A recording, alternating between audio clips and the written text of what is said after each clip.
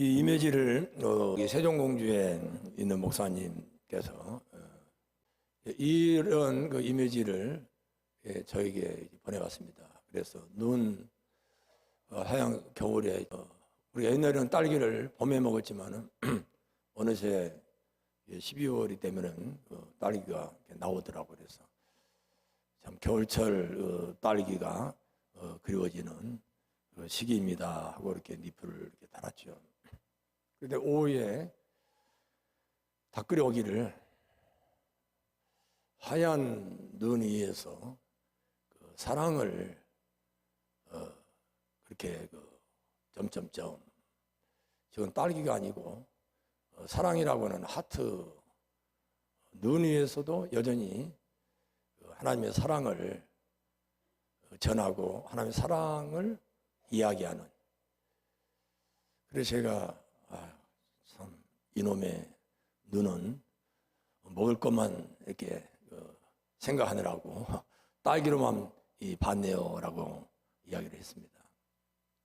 똑같은 이 그림을 저는 겨울철 딸기로 보게 되고, 그 목사님이 저에게 보낼 때는 하얀 눈 위에 하트, 사랑에 대한 이야기, 사랑의 하트를 이야기한 건데, 저는 먹거리 그 딸기로 생각을 한 것입니다. 오늘 우리가 이 본문 말씀에 보면은 요한만이 예수님께서 무덤에 장사된 그 지경을 동산이라고 표현을 하고 있습니다. 이 공간복음 마태와 마가와 누가는 동산이라고 하는 표현을 쓰고 있지 않은데, 반해서 오늘 우리가 읽은 본문 말씀 속에서 요한은 동산이라고, 동산에 있는 한 번도 사용하지 않는 새 무덤에 예수님을 장사 지냈다. 그것도 그동안에 제자들의 무리에 함께 하지 않았던 아리마대 요셉과 니고데모가 이 장사를 치르는 그런 내용을 요한은 조명을 하고 있습니다. 요한계시록을 영감으로 기록한 분이 바로 이 요한인 것입니다. 새 하늘과 새 땅, 새 예루살렘. 저는 그 새 예루살렘 하면은 그 비행기 낙하산 그런 생각이 나요. 아주 멋있는 뉴욕의 그 빌딩이나 우리 잠실에 있는 그 고층 빌딩. 예를 들어서 새 하늘이 하늘에서부터 내려온다고 할 때 있어서 그 낙하산을 타고 우리가 축제를 할 때에 막 비행기들이 5색 또 7색 무지개색을 하면서 그렇게 퍼레이드를 하는 그런 그림이 그려지는 거예요. 그런데 이 새 하늘, 새 땅, 새 예루살렘에 대한 개념을 요한은 그렇게 보고 있지 않는다라고 저는 생각을 합니다.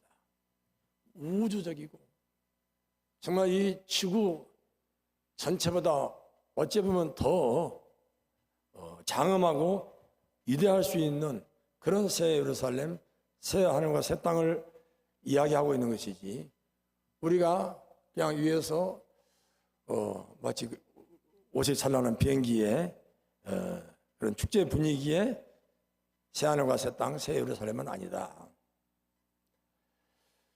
요한은 요한계시록을 영감으로 기록하면서 마태, 마가, 누가가 접하지 않았던 동산이라고 하는 표현과 더불어서 아무도 사용하지 않는 새 무덤이라고 하는 그런 단어를 애써 조명을 했을까 하는 생각을 해봅니다.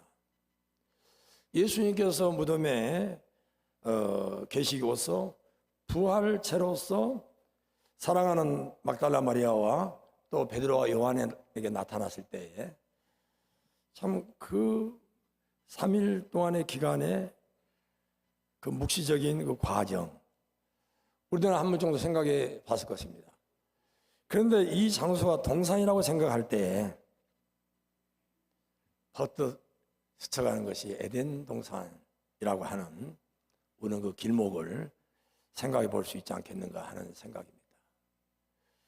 분명히 창조주 하나님께서 에덴의 동산을 창설하시고 그리고 아담과 하와를 동산에서 내쫓으시고 화영검으로 에덴 동산을 들어오지 못하게끔 막고 있었다. 그러면은 아담과 하와가 네 개의 이 근원지를 발상지로 해서 살아가고 있는 오늘의 이 지구촌의 세계의 모습에 가까이에 에덴은 있다라고 우리는 생각해 볼 수 있다. 저 하늘나라에 우리의 마음속에 있는 그런 형이상학의 문제가 아니라 육체의 문제, 삶의 문제, 우리의 생활권에 있는 우리는 에덴을 생각해 볼 수 있다라고 하는 말씀인 것입니다. 여호와 증인은 여러 교리에 있어서 그들은 불확실성과 더불어서 이단적인 도저히 용납할 수 없는 그러한 사상들이 부지기수입니다. 하지만 단 한 가지 우리 개신교들이 정통 교회가 본받아야 될 점이 하나 있다면은 천국 천년 왕국에 대한 부분인 것입니다.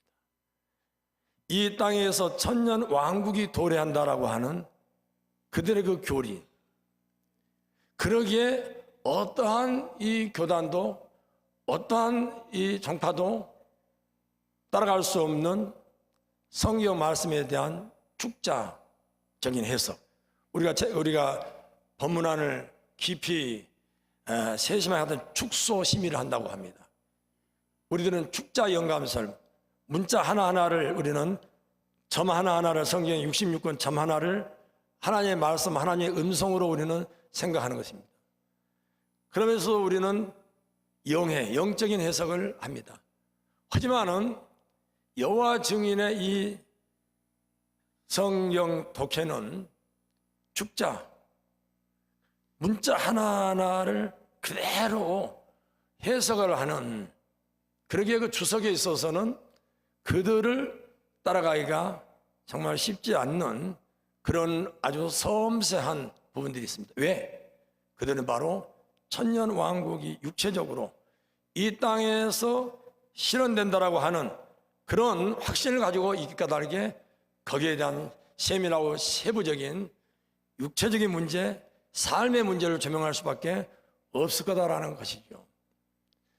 그러기에 새 땅과 새 하늘과 새 땅, 그건 바다는 없죠. 새 하늘과 새 땅, 우리들은 바다도 하나님께 맨 처음에 창조하셨지만서도 새 예루살렘, 이 부분은 형이사학이나 형이학적인 문제가 아니라 삶에 대한 이야기다. 삶에 대한 문제다. 정말 성령 하나님께서 우리 속에 내주하시고 임재하심처럼 예루살렘, 다시 말해서 에덴 동산은 우리하고 지근거리에 있는 것이지 단지 영적인 하나님의 능력으로 우리 인간의 눈으로 볼 수 없는 선악과를 먹고 선과 악을 구별할 수 있는 그런 능력을 갖고 있는 우리 인간들에게 이 에덴 동산을 볼 수 없게 하는 화영검으로서 막고 있을 뿐인 것이지 아주 가까이 우리가 만질 수 있는, 늘 삼일체 하나님께서 우리 속에 내주하시고 우리와 동행하시고 임마누엘 하나님께 우리와 함께 하신 것처럼 우리의 영적인 문제만이 아니라 우리의 정신의 문제고 우리의 육체의 문제다라고 하는 것입니다. 그러기에 이 땅에서 우리의 신앙생활, 이 땅에서 우리의 삶이 정말 중요하다라는 것입니다. 이 땅을 차치하고 죽어서 우리가 공간적인 천당에 가는 그런 에덴 동산, 그런 새하늘과 새 땅, 그러한 새 예루살렘이 아니다라고 하는 것입니다. 그러기에 오늘 우리들이 이 세상에서의 삶은 정말로 늘 하나님과 동행하는 삶이어야 되고, 우리는 행복한 삶이어야 되고, 기쁨은 넘치는 삶이어야 되고, 늘 승리하는 삶이어야 될 줄로 믿습니다. 노처명 시인이 사슴이라고 하는 시를 이렇게 썼습니다. 모가지가 길어서 슬픈 짐승이여. 참, 왜 모가지가 길어서 슬프다고 했을까? 저는 학교 다니면서도 그런 생각을 많이 했습니다. 모가지가 길어서 슬픈 짐승이여. 참, 너 그 향기로운 관을 보니까 너는 참 아주 대단한 족속의 대단한 가문의 사람이구나.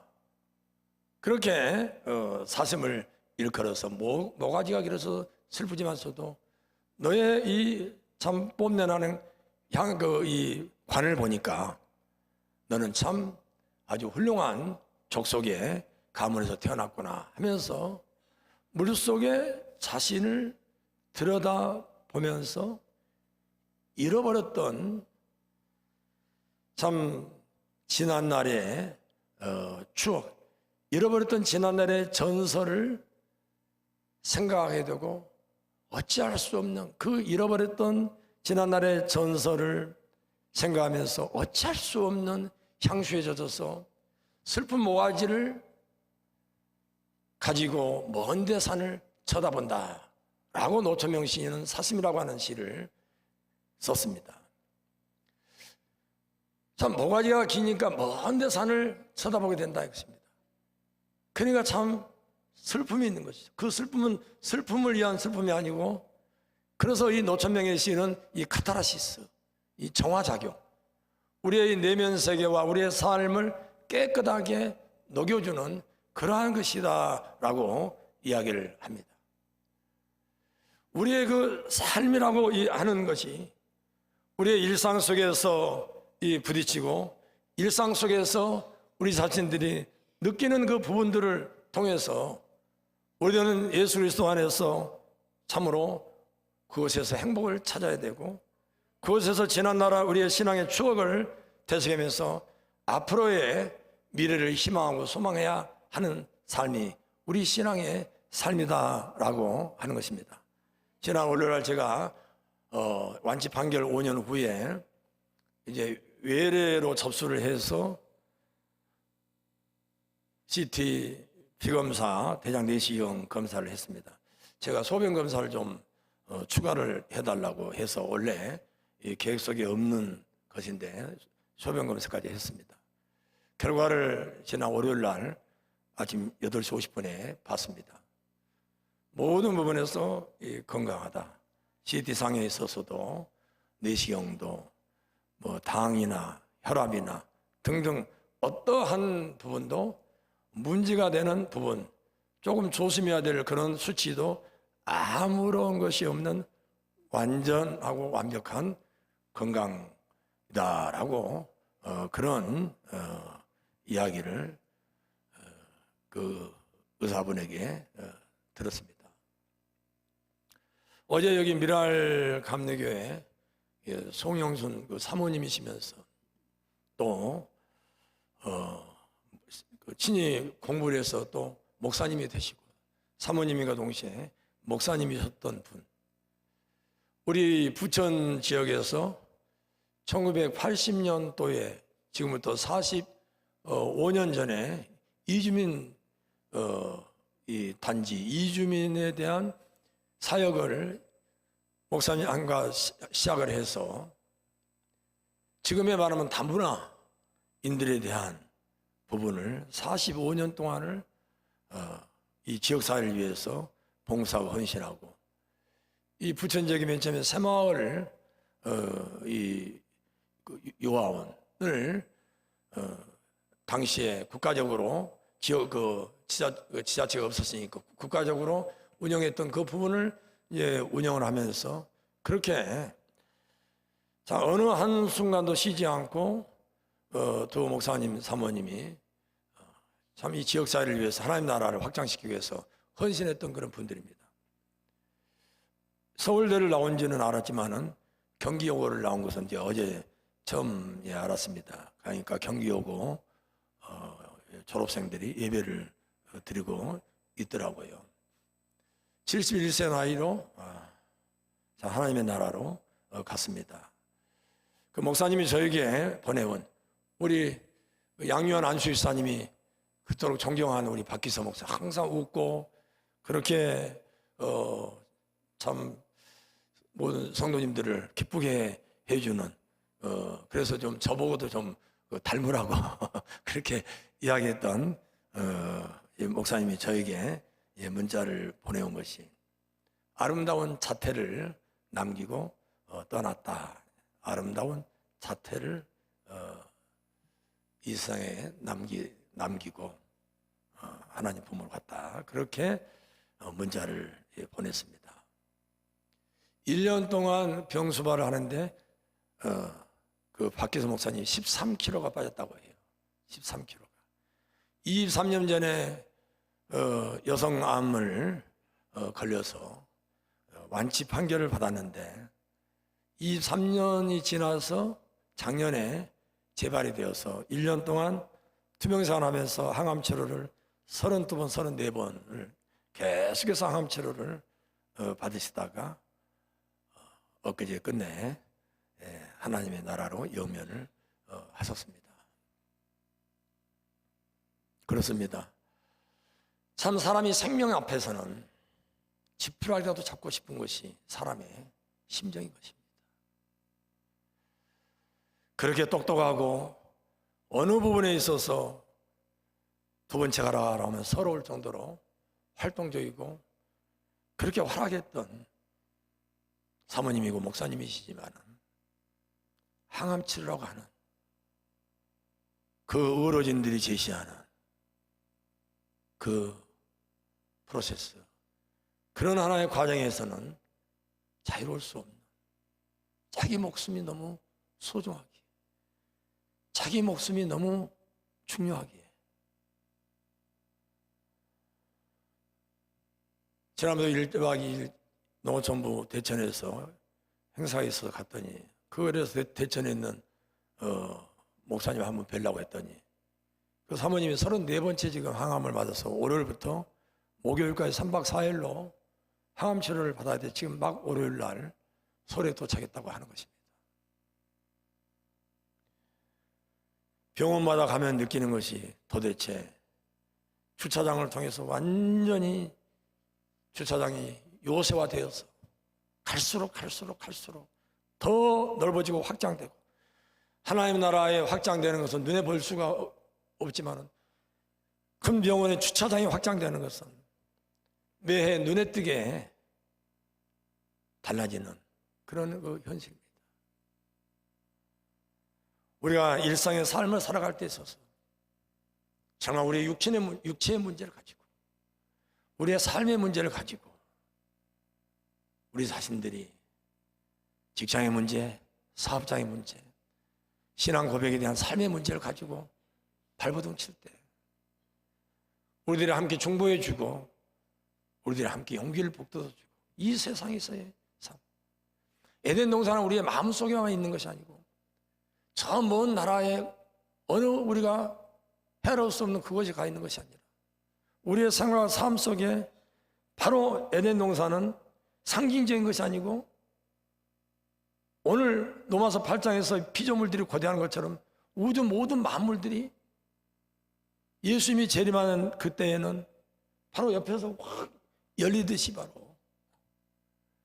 바로 에덴 동산이 여기였어, 바로 여기인데 라고 우리가 느낄, 바로 이 가까이에서 우리의 숨길이 닿는 곳에서 임마누엘 하나님께서 우리와 함께 계시다고 하는 사실인 것입니다.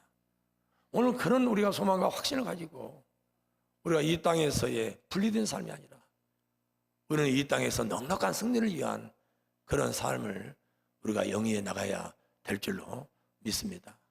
정말 찬양을 많이 해야 돼서 길게 말씀을 드릴 수 없지만서도 로마서 8장에서도 피조물들이 고대하는 그 탄식은 오늘 우리들이 고대하는 그런 탄식과 같다. 그래서 제가 갖고 있는 성경에서는 이 서로의 그 탄식과 아픔을 정말 그 출산의 아픔을 겪는 여인으로서 여기에 이 번역에서는 번역을 해놓고 있습니다. 우리의 생활과 삶 속에서의 그 출산의 아픔은 고난이고 고통이지만서도 결국은 소망이고 생명이다라고 하는, 희망이라고 하는 사실. 오늘 우리가 삶을 이 땅에 살아갈 때 저 높은 곳에서 당연히 영원토록 우리에게 눈물도 슬픔도 없는 것으로 하나님께서 함께 하시겠지만, 이 땅에서 천년왕국, 이 땅에서 정말 우리 주님께서 왕으로 하는 가운데서 우리 모두가 다 승리의 계가를 부른 그런 행복한 신앙생활을 다 영위할 줄로 믿습니다. 제가 한마디로 천국병이라고 했던 것이, 사실 이 중국인들이 우리나라에 갔다 자기 나라에 가면은 서울병에 걸려가지고 서울을 또 가고 싶다. 요즘에 우리나라 사람들이 다는 아니지만서도 많이 중국 사람들에 대해서 좀 혐오 반응들을 보이는데, 그럼에도 불구하고 430만 명이 얼마 전에 왔다 갈 정도로 참 이 서울병에 걸려서, 참 서울은 편안하고 편리하고 문화가 또 여러 24시간 편의점이 있고, 이 아마 서울을 갔다 오면 다시 서울을 가고 싶다 하는 서울병에 걸린다는 거지. 우리의 이 천국병은 정말 이 땅에 살아가면서 이 천국에 대한 향수, 우리가 죽어서 천당 가야 되겠다는 어쩔 수 없는 가는 것 같은 고통스러움이 아니다. 우리의 생활 매 순간순간이 천국 생활이고, 매 순간순간이 참으로 천국병에 걸려서 정말 우리들이 이 천국의 삶, 주의 일을 하는 것이 이렇게 행복하구나, 정말 기도하는 사람이 이렇게 행복하고, 봉사하는 사람이 이렇게 행복하구나, 말씀을 묵상하는 사람이 이렇게 행복하구나, 섬기고 나누는 사람이 이렇게 행복하구나. 천국병, 정말 모든 일상에서 천국병에 걸려서 또 교회를 가고 싶고, 또 섬기고 싶고, 또 나누고 싶고, 또 봉사하고 싶고, 또 전도하고 싶고, 또 기도하고 싶고, 또 함께하고 싶고, 이런 거 천국병에 우리 모두가 다 걸리기를 간절히 다시 한번 축원합니다.